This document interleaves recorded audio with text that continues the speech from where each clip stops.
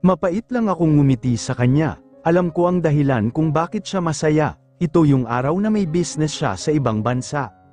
Kung nasaan ang totoong mahal niya, alam ko namang hindi talaga business ang pupuntahan niya, kung hindi ang babaeng naghihintay ngayon sa kanya.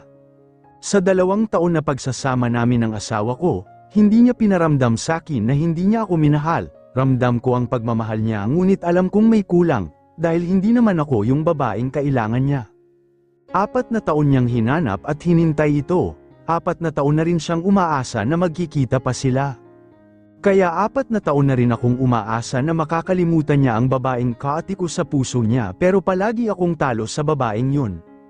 Kahit nakasal na kami, kahit na nasa akin na siya, talo pa rin ako dahil alam kong hindi ako yung tipo ng babae ang gusto niyang makasama habang buhay.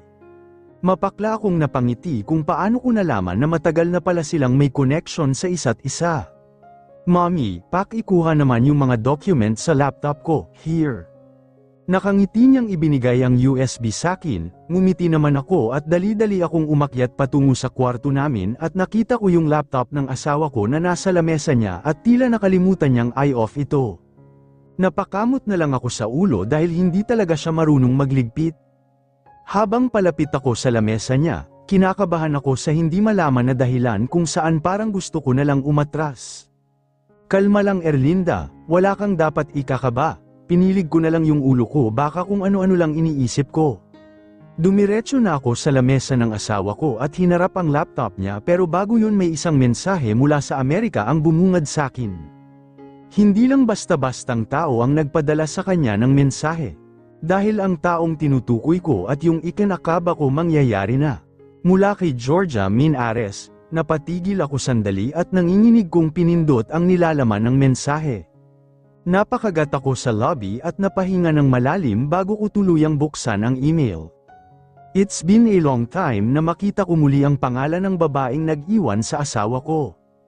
Ang babaeng nanakit kay Boris, kumuyam ang kamao ko at napabuntong hininga na lang bago ko basahin ang email niya. Napatulala na lang ako habang binabasa at iniintinding mabuti ang laman ng email habang tumutulo rin ang mga luha ko. Hi babe, yes, sobrang kulit na ni Cedric, kailan mo ako pupuntahan rito? I miss you so much and I love you. I know na mali itong ginagawa natin pero mahal kita, mahal ka rin ng anak natin. See you babe.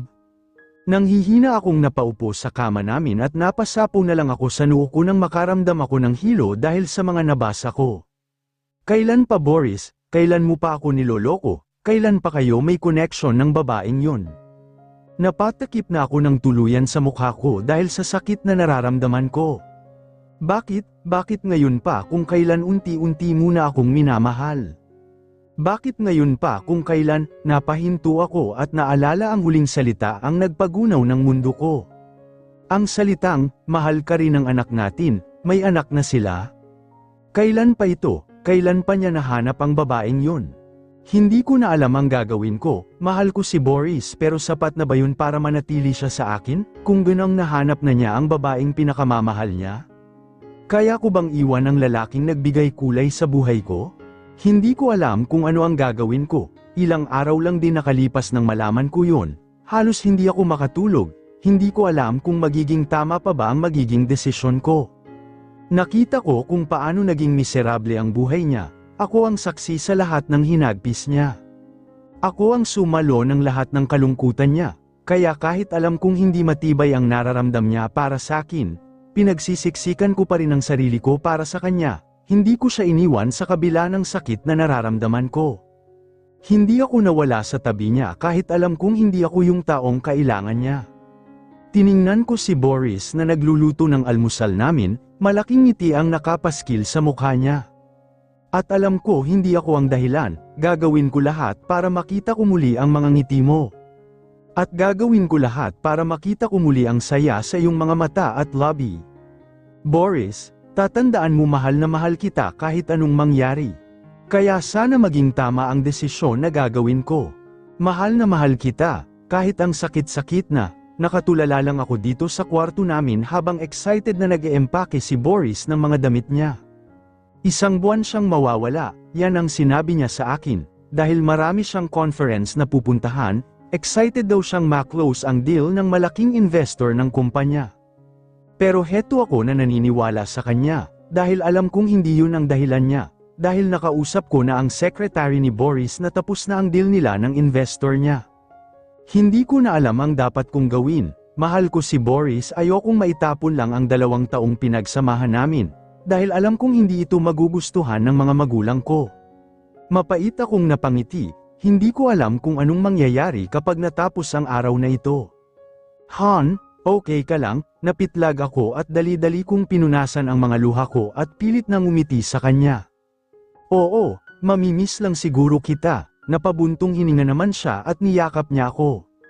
1 buwan lang ako mawawala, please, huwag kang umiyak dahil nasasaktan ako, bulong niya sa akin at hinalikan niya ako sa noo. Ako ba Boris, hindi mo ba ako tatanungin? Kung nasasaktan na ba ako? Kasi ang sakit na Boris, sobrang sakit na, ngayong matagal na palang nakabalik ang taong mahal mo, kailangan mo pa ba ako? Mananatili ka pa rin ba sa tabi ko? Mananatili ka pa rin bang akin? Ako pa ba ang asawa mo? Please, hindi ako makakaalis nito kung ganyang iiyak ka, babalik naman ako Han. Hinagod niya ang likod ko na tila pinapakalma ako, kanina pa pala ako hindi makahinga sa kakaiyak. Hindi please. Alam ko kung gaano ka kasaya na aalis ka kung yun ang nais mo. Hindi ako hahadlang basta alam kong masaya ka. Huwag kang mangangako na babalik ka dahil alam ko sa pagbalik mo kasama mo na ang babaeng mahal mo. Mariin kong pinunasan ang mga luha ko at huminga ako ng malalim. Nakangiti kong pinagmasdan ang gwapo niyang mukha na kahit sinong babae ay may in love sa isang kagaya niya. Hinaplos ko ang mukha niya dahil mamimiss ko ang mukha niya. Ang mga ngiti niya, ang mga yakap niya, at ang mga halik niya. Sumiksik ako sa dibdib niya at mariin akong pumikit. Basta babalik ka ha? Mahal na mahal kita Han, kahit ang sakit-sakit na. Natawa naman siya sa akin at kinurot ang pisngi ko. Of course, mamimiss ko yata ang asawa ko, asawa. Ang sarap pakinggan ang salitang yan pero kaakibat noon ay ang sakit na dinudulot nito sa buong pagkatao ko. Asawa mo ako Boris pero sa papel lang, isang papel lang ang nag-uugnay sa ating dalawa. Napilitan ka lang naman na pakasalan ako nung una, hindi ba? Dahil alam mong matalik tayong magkaibigan noon, naaalala mo ba ang unang deal natin na huwag kang umibig?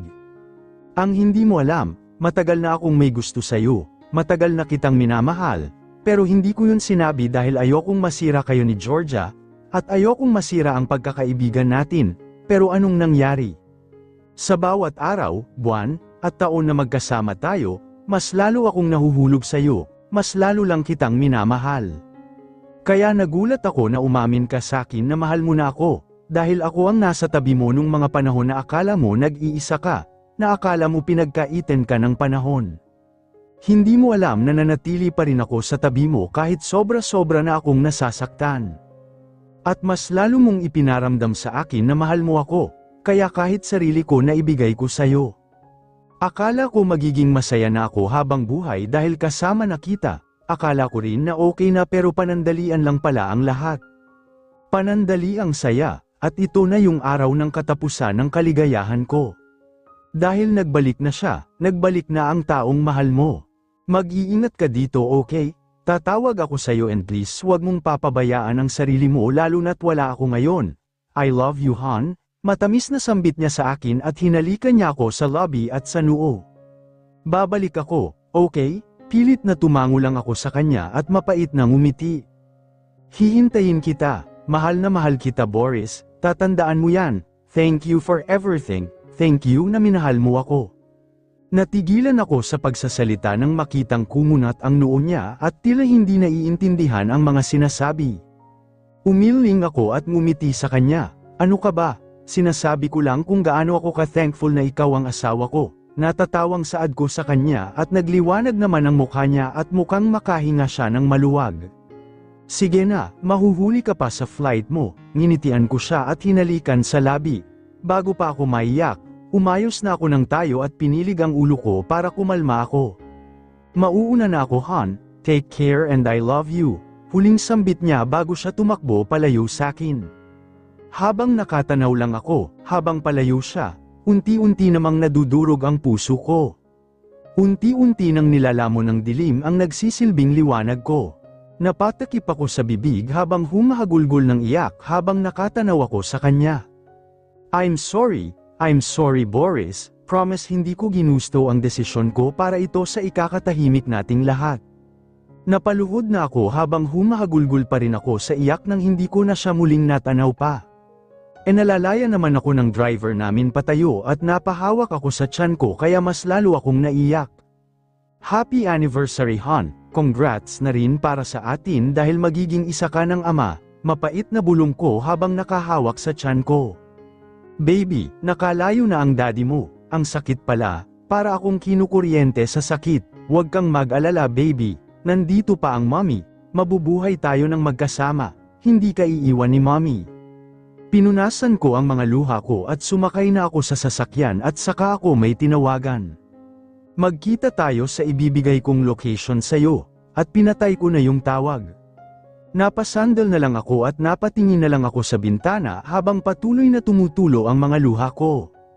Ayokong gawin pero kailangan, sana maging tama ang desisyon ko. Nakipagkita ako sa isang resto sa attorney ng pamilya ko. Magpa-file na ako ng annulment namin ni Boris. Kahit masakit, basta sa ikakasaya ni Boris gagawin ko.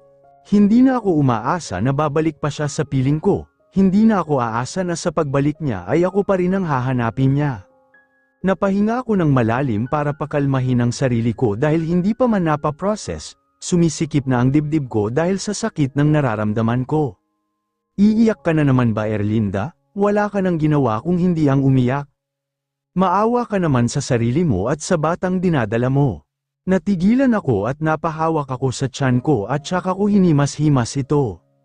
Hindi pa pala ako mag-iisa, dahil kasama ko ang bunga ng pagmamahalan namin ng kanyang ama na siya ang magiging dahilan para magpatuloy ako sa buhay. Sobrang saya ko nang malaman kong buntis ako na magkakaanak na kami ni Boris, ang tagal kong hinintay ng panahong ito. Nakakapanghinayang nga lang dahil hindi na kami mabubuo pa. Mapait akong napangiti dahil dun hindi ko na mararanasang magkaroon ng sariling pamilya na masaya kasama ang taong mahal ko. Ayos lang naman sa akin basta kasama ko ang anak namin, masaya na ako kahit na may kulang sa buhay ko. Napaayos ako ng upo nang dumating na ang attorney ng family namin. Mrs. Tomasio, bakit gusto niyo akong makausap? Tanong ni attorney pagkaupo niya. Bamantong hininga ko at kumuyam ang mga kamao ko at saka ako seryoso ko siyang tiningnan.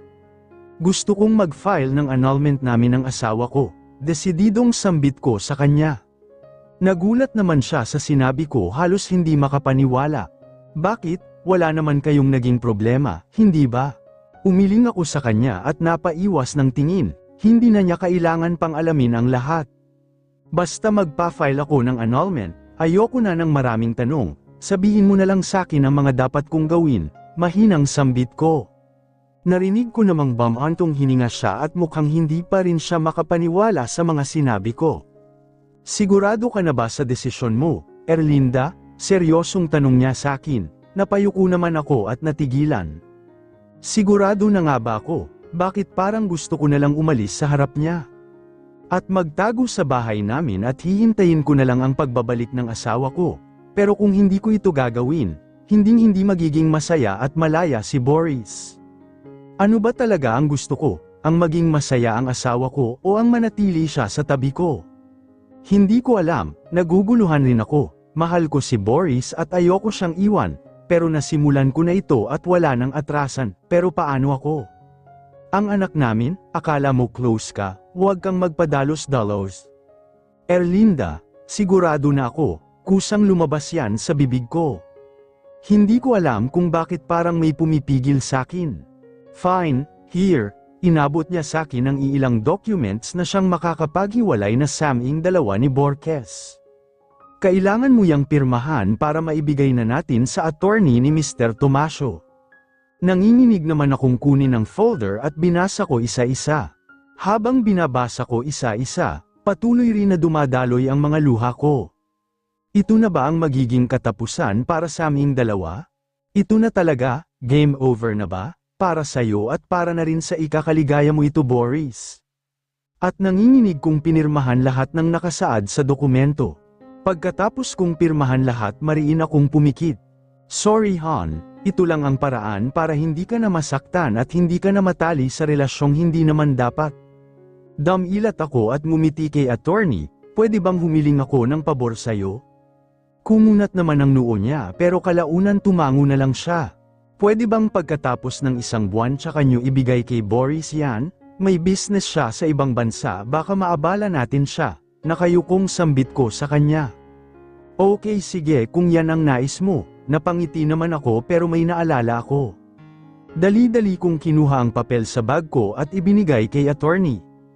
Pagkatapos niyong ibigay yung annulment, pakibigay din po ang sulat na yan sa kanya. Maraming salamat attorney, ngumiti naman siya sa akin. This is it, kailangan ko na sigurong maghanda para sa lahat. Dadating yung araw na magiging masaya ako nang dalawa lang kami ng anak ko. Pagkatapos naming mag-usap ni attorney, nagstay muna ako sa isang park kung saan una kaming naging magkaibigan ni Boris. Nakangiti akong nakatingin sa mga batang naglalaro at pinilit na inaalala ang mga sandali nung mga bata pa kami. Kuya, Aray, Erlinda, sinabi ko na sayo na huwag kang aakyat sa puno, tigas talaga ng ulo mo. Hanggang ngayon matigas pa rin ang ulo ko, hehe, kuya, inaaway nila ako, huhuho. Huwag ka nang umiyak, ako nang bahala sa mga bad na yan. Yun yung binyuli ako ng ibang bata sa palaruan, at nandoon siya para ipagtanggol ako. Siya ang superhero ko, kuya paglaki ko gusto ko ikaw maging asawa ko. Ginulo niya ang buhok ko kaya napanguso ako, bata ka pa wala ka pang alam sa mga ganong bagay. Kuya, mangako ka na pag lumaki ako ang pakakasalan mo. Kulit mo talaga, oo na, basta pag malaki ka na. Yan yung una nating pangako, yung pangakong natupad pero panandalian lang. Boris, Erlinda, may ipapakilala ako sa'yo, I'm sure magugustuhan mo siya. O isa pa, this is Georgia, my girlfriend, si best friend, sasagutin rin ako ng babaeng mahal ko.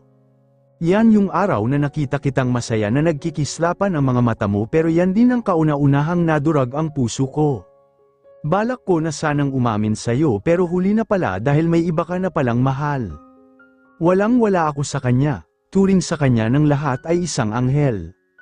Mabait sa lahat at maganda, ako, di hamak na tagasunod lamang sa'yo na hindi kaya ang sarili at spoiled brat sa paningin ng iba. Bakit nga ba humantong sa ganito ang buhay ko? Naging mabuti akong anak, ginawa ko lahat para lang maging proud sila sa akin pero may kulang pa din. Para sa mga magulang ko isa lamang akong isang walang kwenta na pinanganak sa mundo, at yung taong palagi nandyan sa akin ay mawawala na rin, wala na silang lahat. Sana kung buhay ka pa baka hindi ko na mararanasan ito, sana ako na lang ang nawala at hindi ikaw, sana hindi ko naranasan ang ganitong sakit, sana malaya kong